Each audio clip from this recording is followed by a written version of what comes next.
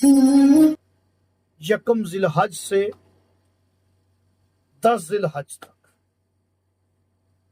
آپ اس عمل کو کیجئے گا، سورہ حج کو پڑھیے گا اور دعا کیجئے گا اپنی مشکلات کی آسانی کے لیے، اپنی دعا کی قبولیت کے لیے۔ بسم اللہ الرحمن الرحیم۔ تمام حمد کی تسبیح ہے اس پاک ذات کے لیے جس نے ہر شے کو عدد میں گن رکھا ہے، اور درود و سلام محمد و آل محمد پر جو ہر شے کے عدد کو جانتے ہیں۔ میں طالب علم الحرف و عدد گلفام علی حسینی، اور آپ دیکھ رہے ہیں فیض حسینی ٹی وی۔ ذی الحج کا مہینہ یہ حج کا مہینہ ہے، اور قرآن کریم میں 22 نمبر پہ سورہ ہے سورہ حج۔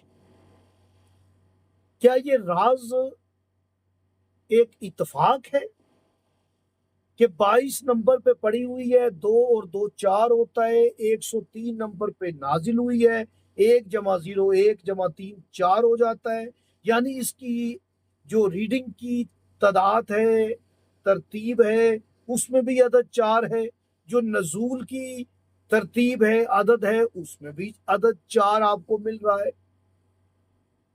یاد رکھیں، یکم ذی الحج سے 10 ذی الحج تک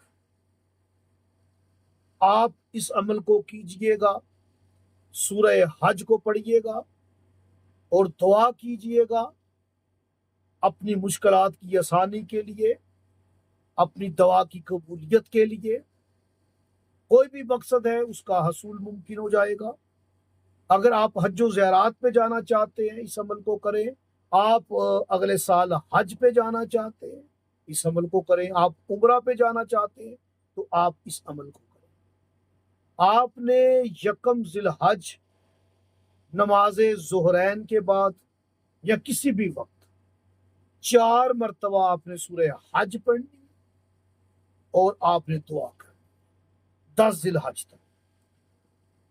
انشاءاللہ تعالی مبارک سفر پیش آئے گا، مشکلات آسان ہوں گی۔ بیماروں کے لیے پڑھیں تو پانی پاس رکھ لیں، اور یہ 9-10 ذی الحج کو ضرور کریں آپ بیماروں کی شفا یابی کے لیے۔